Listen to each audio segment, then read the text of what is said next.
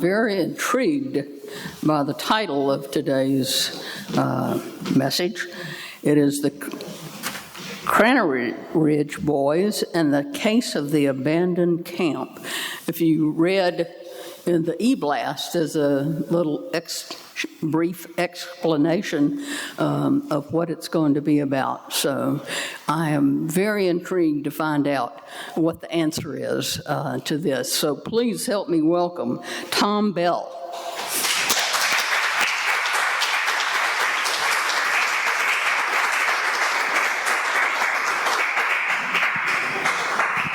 Thank you, Marcia, and thank you for the song, Mitch. That was perfect. So when I was a boy, on the cusp of my teens, I used to wander near my home, sometimes for hours at a time, often with one or both of my two best friends at the time, Barry and Nick. I guess you could say I was a feral kid. I grew up exploring the wild world with little to no adult supervision. Do we have any other former feral kids? Yeah, I suspected. My current feral kids, perhaps, as well. Yeah.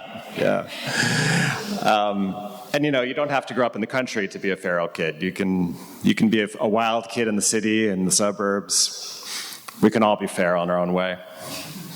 Well, I guess I was what you would call forest feral. You see, I grew up in rural western New York in a place called Craneridge. It's a residential community. It's still there. It was founded originally by a collection of ski bums and tree-hugging hippies. It was built between a ski resort and a state park. And it was governed by a compact to live lightly in the natural world. There were about 150 homes nestled in the midst of this large forest, all on circular plots with lots of common ground in between us. There were no lawns, no paved driveways, towering trees everywhere, the leaves allowed to lay wherever they fell. Now, my parents were neither ski bums nor hippies, but they moved our family there so that my brother and I could grow up more connected to the natural world. This was decades before the concept, or indeed any need for the concept, of free-range parenting. But that's largely how the children of Craneridge lived.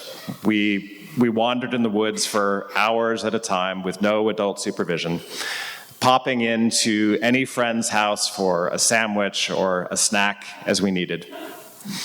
Barry's father was my pediatrician, and his mother sat on the school board, and they always had a large tub of peanut butter ready in their kitchen to feed our growing bodies and fuel our adventures.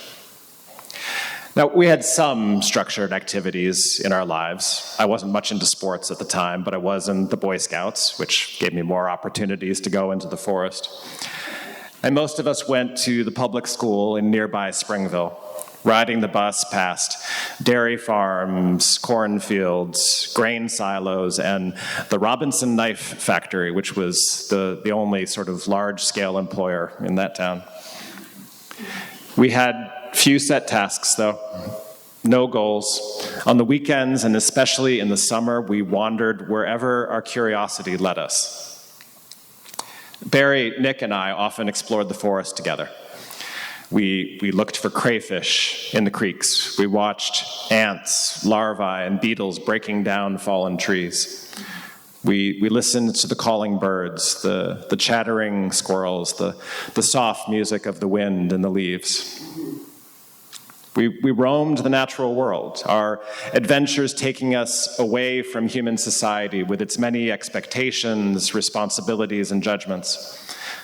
In the forest, we were free to be our most authentic animal selves. Well, then one day, we headed out from Barry's house, and we followed our curiosity into the open woods. We were in the forest, deeper into the forest all around us, and then suddenly we came upon what could have been the scene for a post-apocalyptic film. We found these comfortably appointed cabins, all warm woods and plush leather, with magazines of another era left on the tables. We found rusting cars of many eras abandoned in the trees. We found this creek-fed swimming pool that was filled almost to the rim with silt and muck. Yet there was not another soul in sight. There were all these ordinary artifacts of once vibrant living, mysteriously abandoned, it seemed, suddenly and unexpectedly, years, maybe decades ago. And we were shocked to stumble upon these signs of this human incursion into our wild forest. These reminders of the semi-civilized world we'd hoped to escape for a time. We wondered, perhaps the wilderness had felt much the same. Had it chased them all away with a tornado, a plague, a horde of vicious beasts bent on restoring the natural balance? We saw evidence of what had once been a dirt road, now overgrown, perhaps the escape route of those who had fled before the storm. We tried to follow it, but it soon dwindled and disappeared. No road in, no road out. Perhaps we had entered a fallen fairy realm, accessible only through a portal in the trees, a portal through which we had unwittingly passed, only to find that all the fairies had fled. What was this place? And who had once come here? Why had they left, and why had they left so much behind?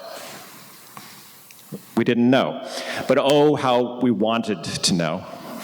We were captivated by the mystery of this camp's enigmatic demise.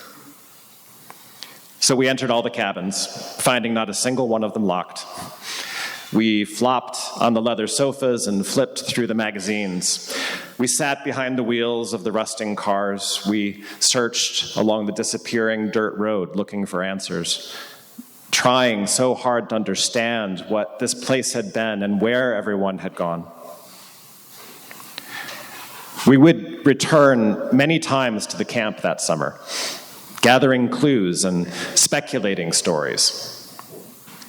The rusting cars were from various decades, seeming to weaken our hypothesis that everyone had made a mad dash escape in advance of a terrible storm or advancing zombie horde.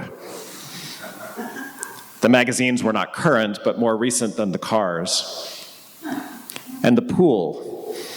How many years would it take for the little creek's supply of silt to fill it up so high?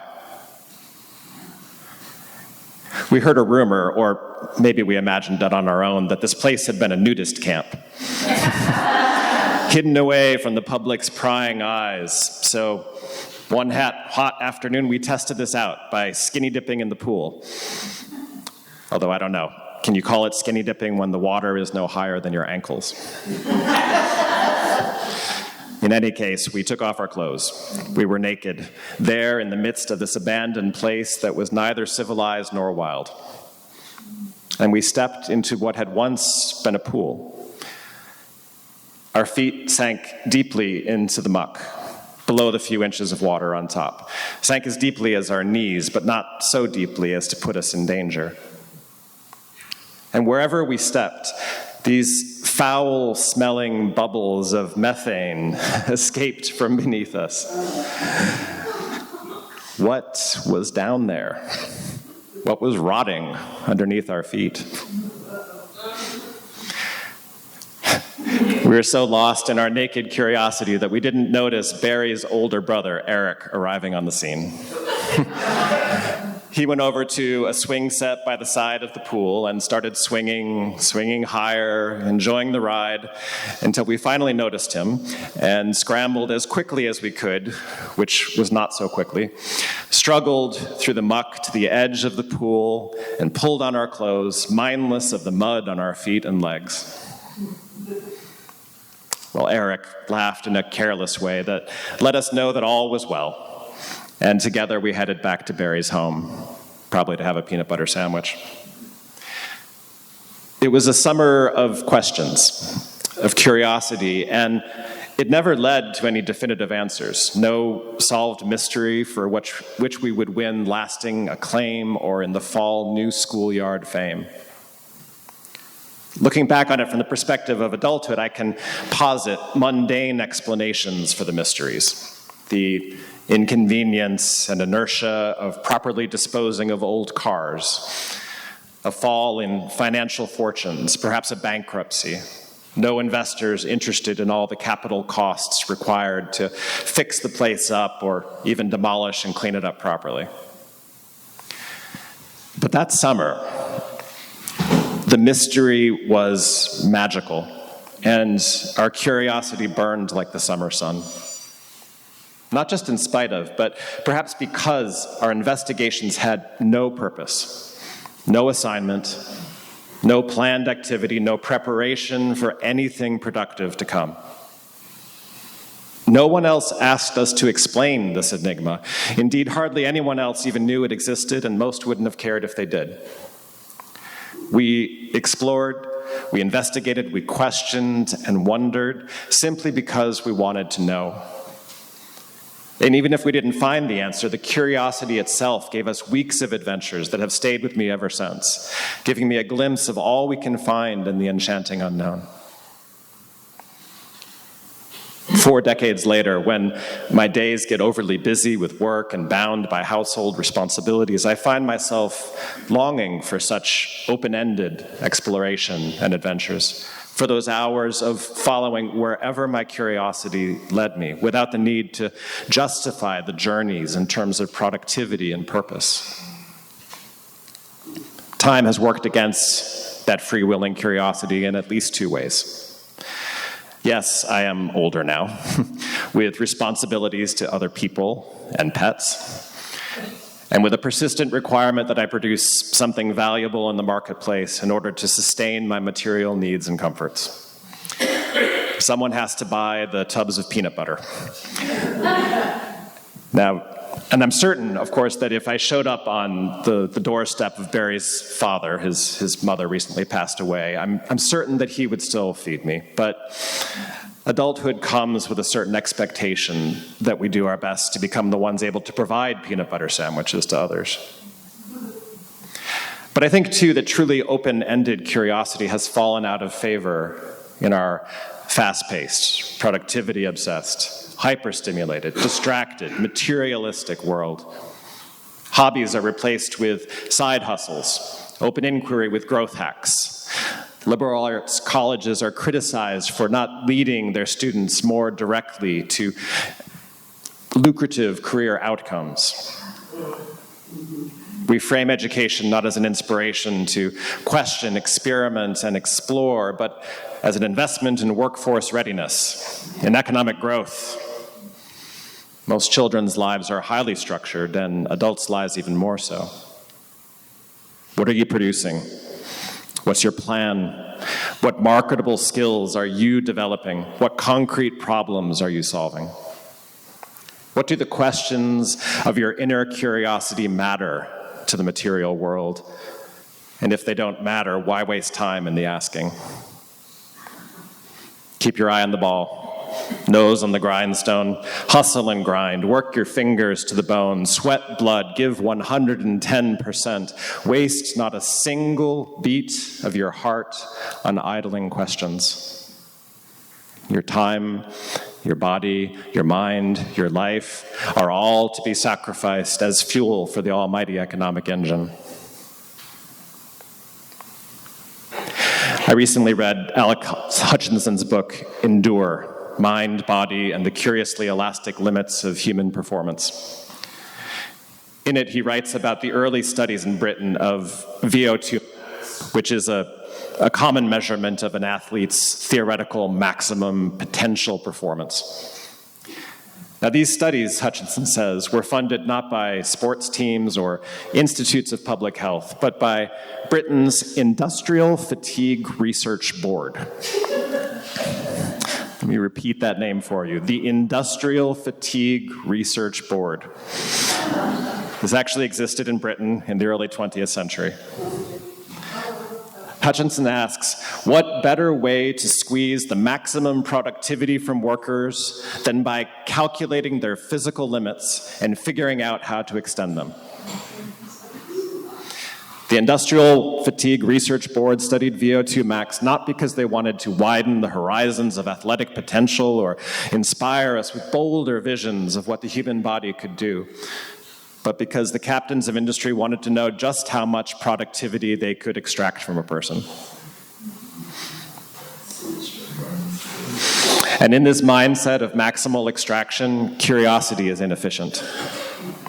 It takes us down rabbit holes like Alice's adventures, a metaphor that has become an apology, an admonition not to follow curiosity along winding tunnels without a clear and constructive destination ahead. Yet why not go down rabbit holes? If you've spotted an anxious bunny with a pocket watch, why not go on adventures?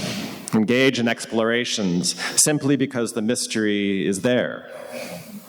Simply because a song of wonder has resonated in your heart and lit up your mind.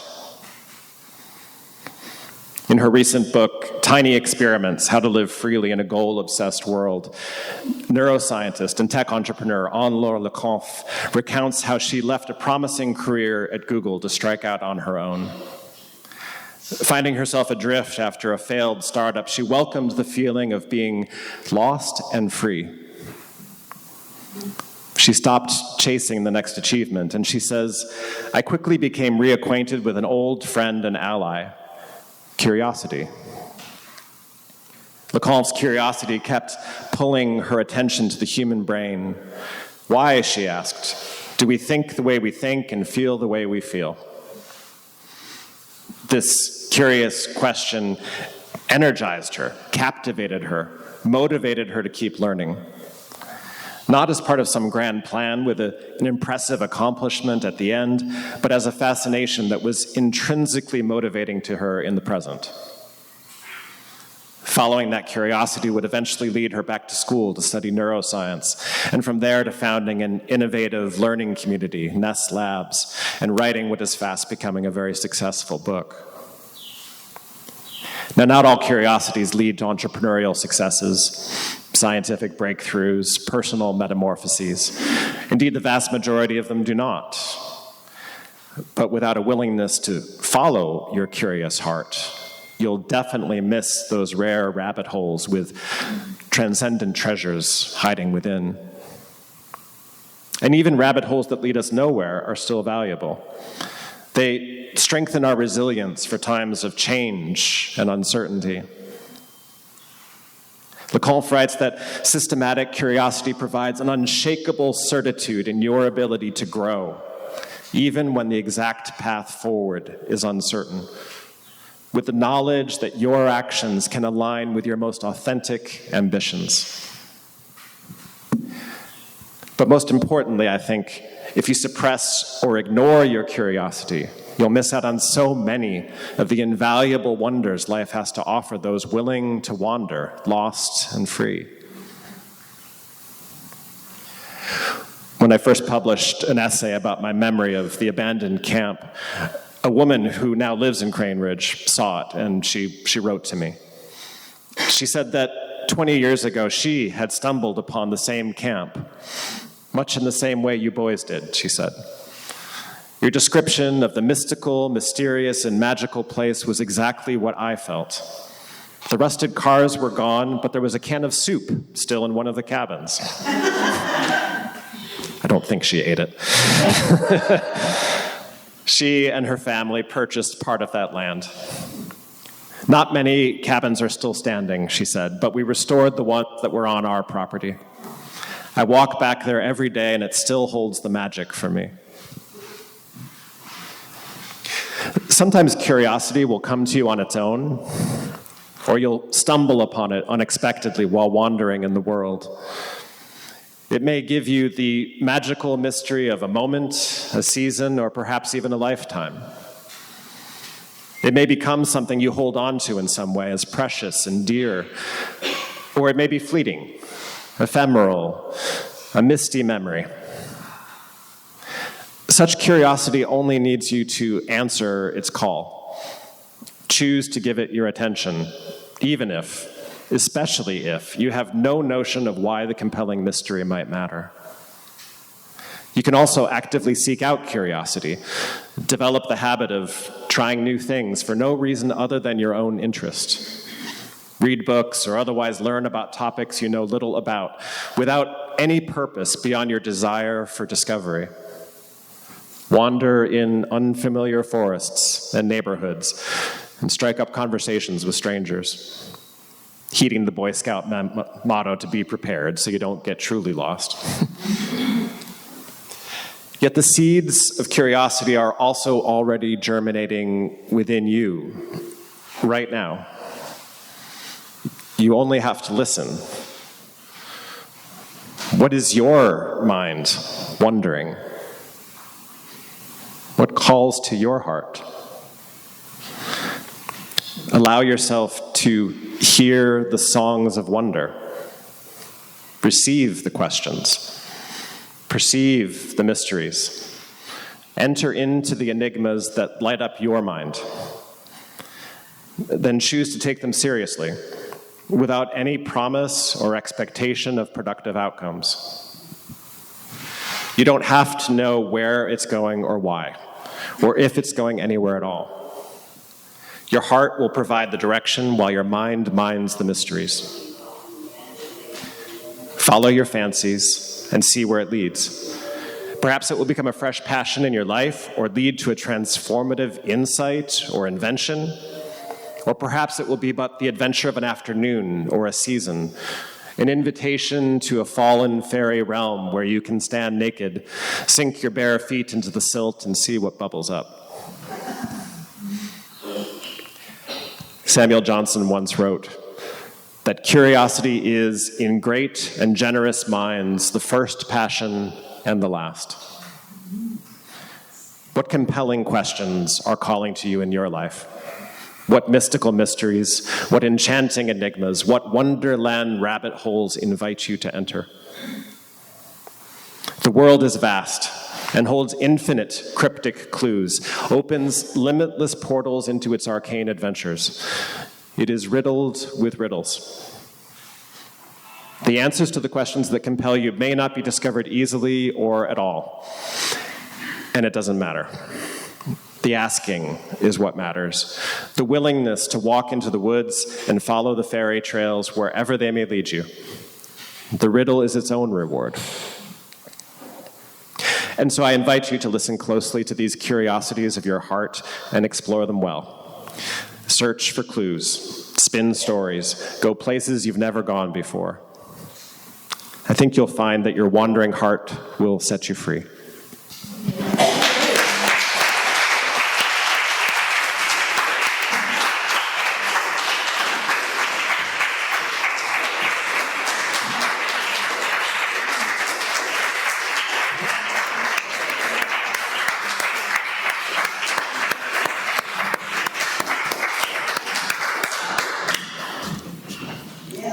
Thank you so much, Tom.